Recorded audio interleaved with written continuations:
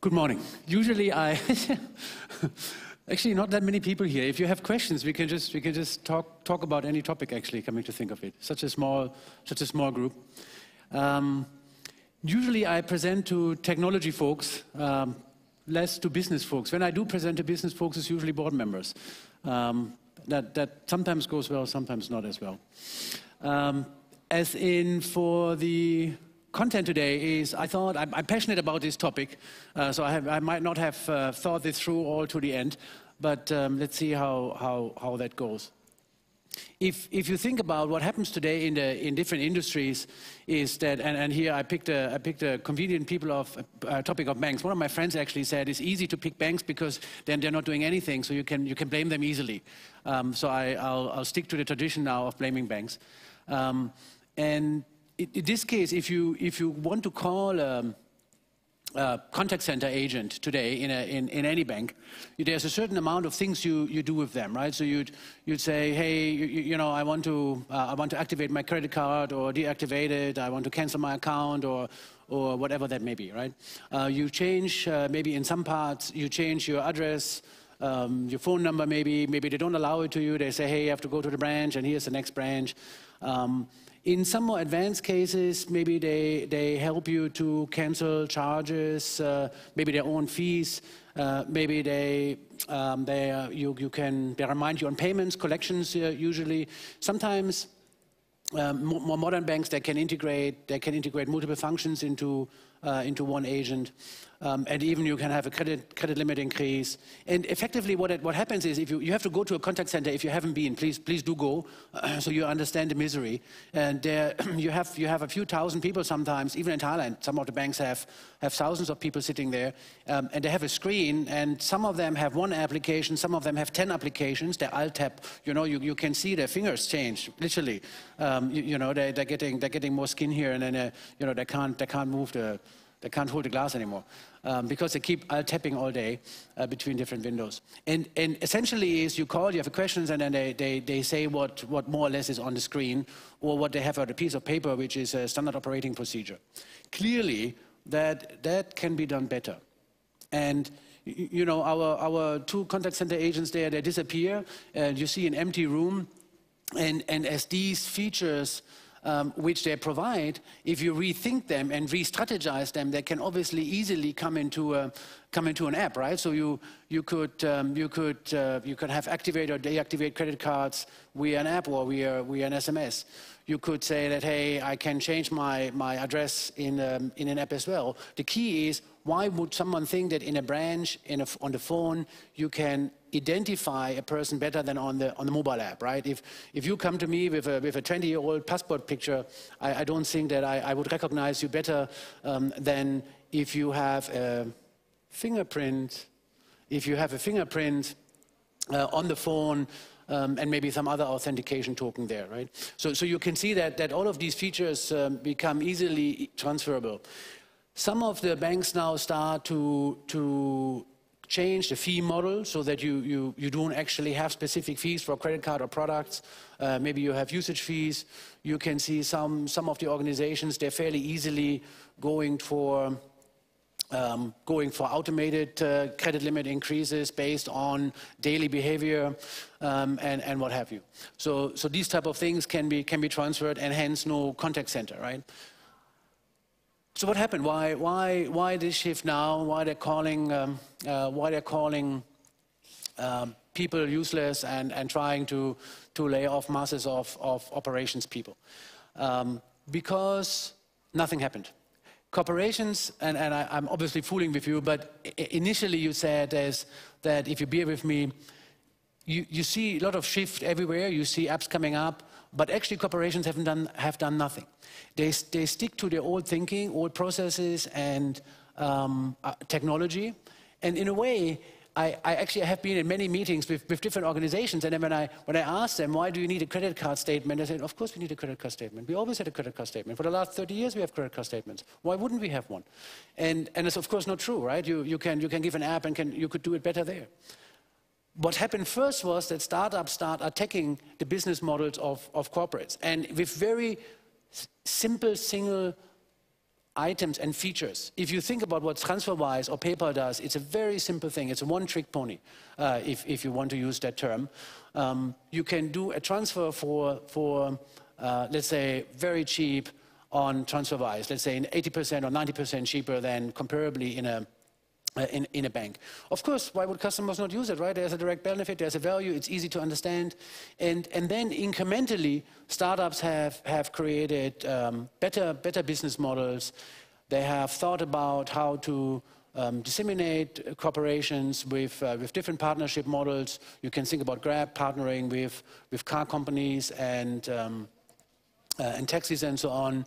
They have started using free and open source software, maybe cloud, to think about new processes and products which wouldn't have been possible before, right? If you think about what both Uber and Grab did is, in fact, they used open source, they used Google Maps, and they used the mobile phone and massive cloud compute power to create that service, right? There wasn't actually. I read somewhere Uber has only 20% in-house development to create that app. And let's not get stuck on one number, it could be 25%, but the majority of services they use are from other parts. And then of course eventually startups go the full way and start having totally new complex business models and themselves become corporations in their own right. And that actually then created fear, uncertainty, and doubt in corporates, and fear is the key word here, I'd say, where people then seeing the numbers go down. If numbers go down in a public stock-traded company, that's a bad thing, trust me. So what did corporates do? They didn't just roll over and play dead.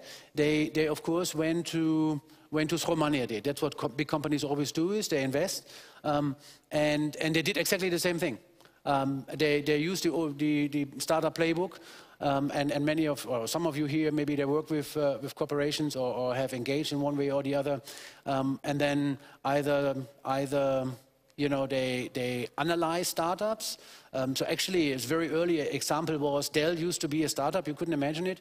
I worked at Compaq in '97, the first time direct sales on the internet for Compaq, and of course they just analyzed Dell, every single page of their online website they analyzed, even the T&Cs, the terms and conditions they provide, they analyzed word by word and just copied it, right? So to make sure Compaq can do the same thing. So and this is what companies are doing, and then they're taking the same storybook here to create better and more and deeper business models. And that created, again, I would say, and happy to hear disagreement, same thing happened in startups then. They created fear and say, wow, what are these guys doing? They're coming after us. That's not fair. And they have more money, they have leverage, they may be slow, but they can change the way the world works faster than we can.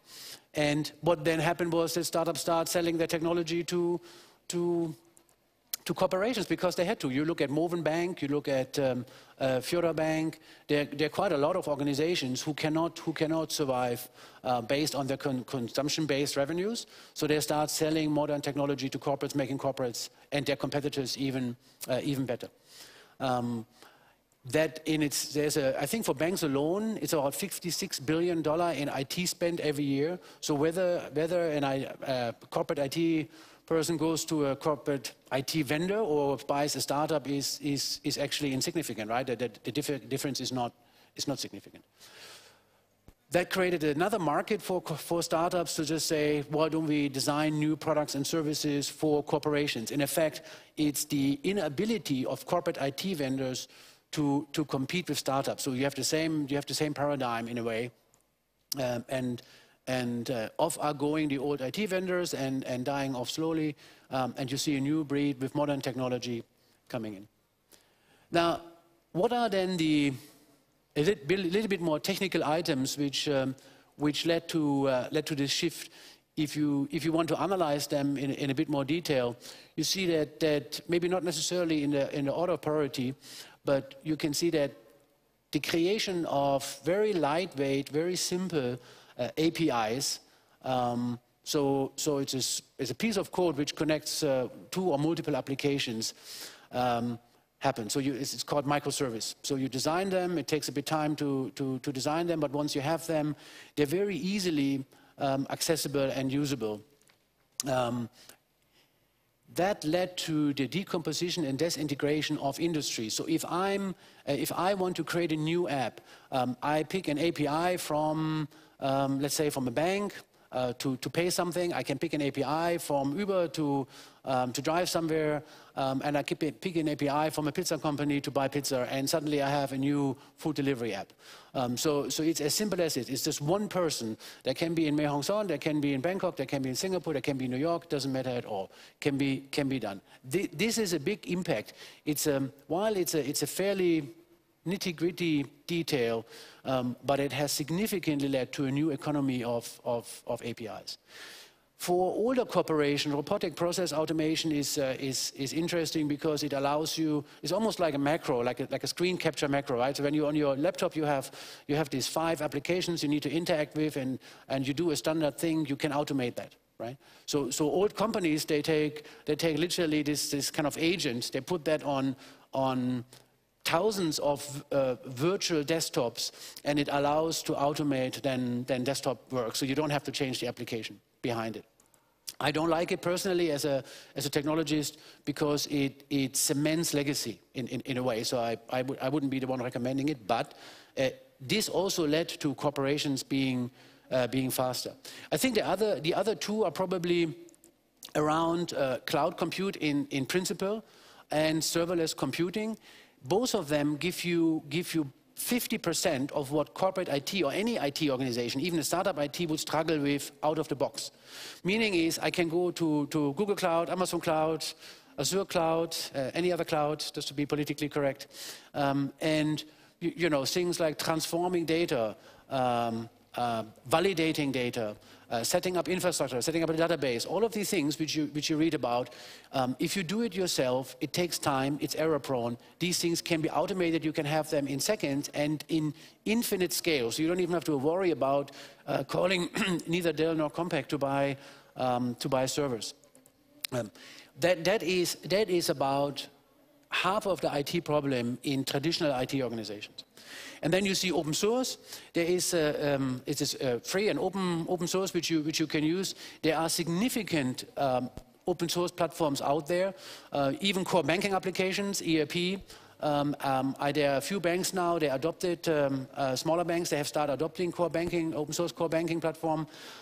Meaning is that there are two effects there. One is you get very fast what you need, and you can still change it. And the second thing is it comes at zero cost to you. It comes at people cost, but you need smart people to run a company. You would argue. So why would that be bad, right? So if you think about these items, they give you in the end almost 2/3 of what IT does today in a low-cost, fast fashion.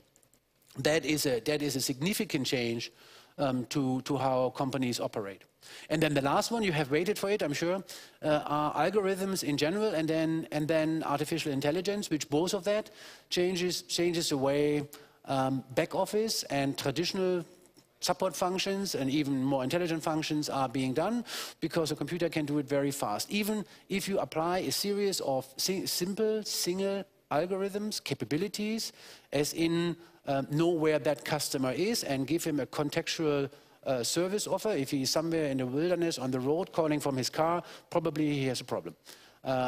And so you can make certain assumptions and then to provide services in real time, at scale, which also was not possible before.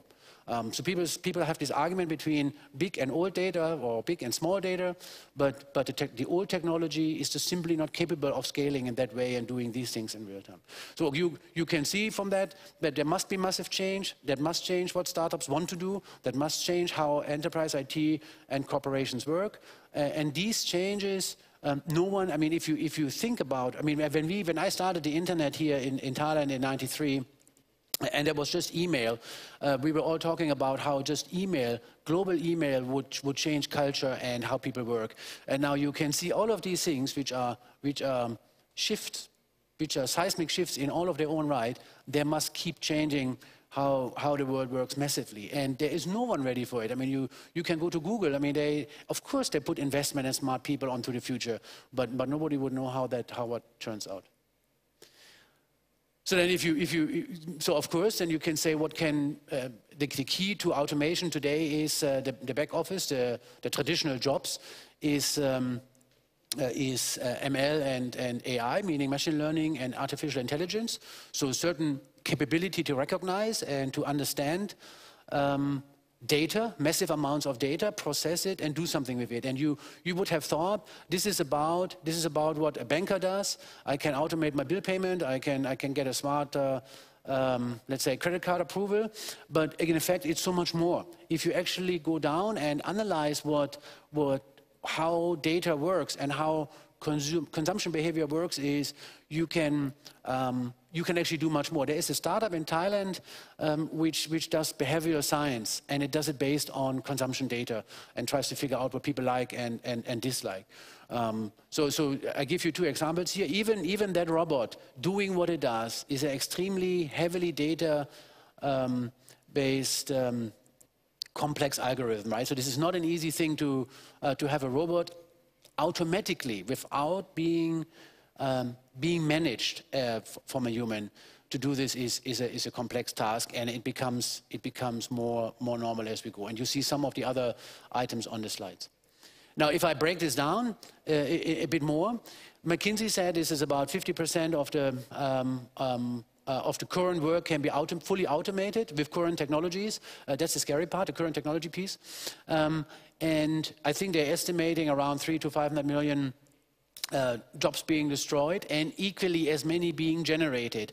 And the problem in that is, so it sounds half good, but it really is not good for our generation, because the transition time is the problem, right? So the 500 million jobs being destroyed.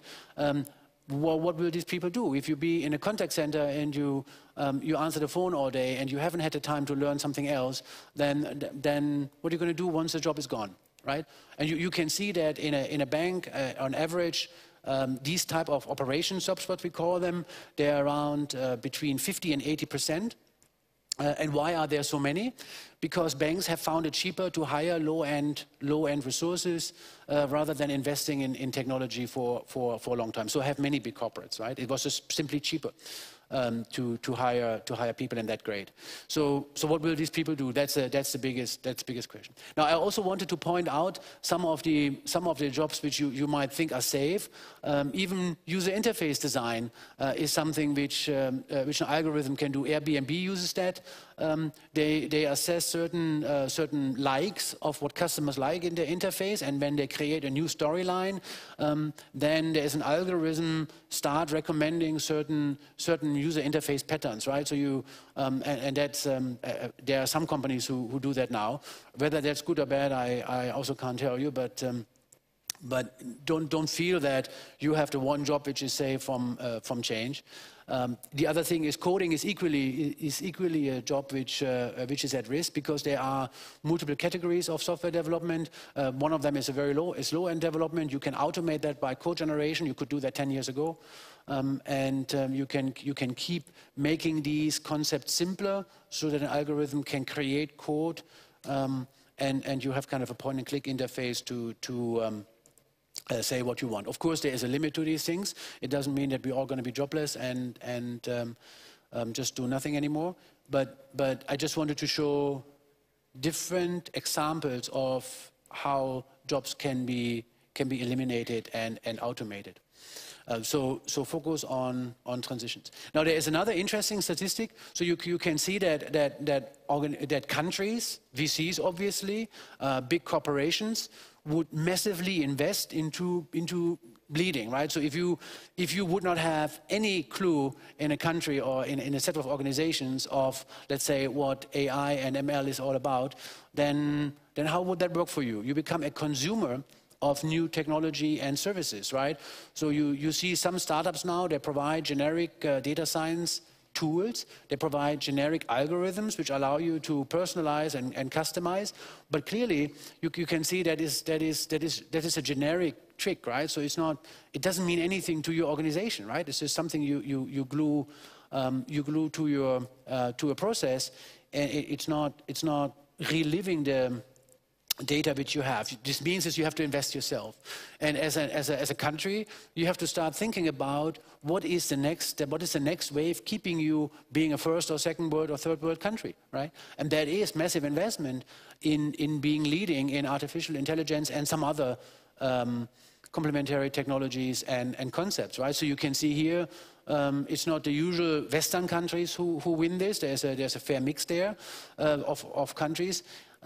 Which invest. China is by research paper submission leading. However, and that needs to be evaluated more deeply, is what is the quality of these research papers, right? Quantity does not necessarily equal patents or applicability in use cases, right? But you can, these are literally the 5. So I haven't picked the 5 top ones. I haven't picked 5 random ones. I picked the 5 top ones. So meaning the other countries are absolutely nowhere to be found. They are obviously corporates investing, and when corporates invest, it's not as public. It's not easily to understand in the public domain. We guess that Singapore. I mean, you see the other 3 countries: Singapore, Israel, and Russia are investing heavily in it. The problem is, and then in countries, this other graph on the right side from McKinsey, I found it personally quite interesting because it shows the impact of intelligent automation on different countries. And you can say that the countries who operate based on a cheaper workforce model, where you have, again, going back to the contact center, but also to manufacturing, which is people rich. These countries are more susceptible to automation and job losses than others. So Thailand being listed highly by McKinsey there. And I saw yesterday, timely enough, on the left side graph, what the perception of managers in Asia and in Thailand is on what skills they need, and it doesn't talk much about AI skills and AI investment. That is the scary part. So if organizations and countries are not investing, then as an individual, it'll be very difficult for us to change that paradigm, right? I mean, if the whole country is kind of backdated in a way, not saying that is necessarily the case, but if that would happen, you can see that as an issue. So in Germany, also last night, it's always interesting how things happen just before I present. Germany announced kind of a new initiative on education and massive investment into the education sector to make sure students learn for the future, not for the past, because you would allege that a lot of universities are equally not ready now, and that they still train people on what is in the past. So this is the last slide. As in that context, I would say what actually makes it different. When I work with different organizations, it is scary how many people do not want to change, who not want to continuously learn. That is the most scariest thing. So in my life, I always had to learn. I always felt like I'm running after something because things are changing so quickly, and they always change quickly in my mind. And this idea of trying to find new technologies, new concepts, new methods, and learn them and train them and apply them, and if you fail, relearn them and do them better. It is so alien in many organizations. It's mind-boggling, you would say. And equally, recruiters are I have seen this in startups and in corporations. Equally, recruiters are not thinking about the skills. They're more worried about the brand of company someone worked before, the brand of university, and they don't worry about the skill and the passion and the ability to achieve and deliver something in a person, which is, again, the scary part. So I would, again, I trust you can read. I would highly recommend for people to start learning and create a mindset of constant learning and evolving. And if you're a manager, a people manager, if you're a teacher, do pass that on to your respective subordinates and students. So I leave it here. Thank you very much. Thank you.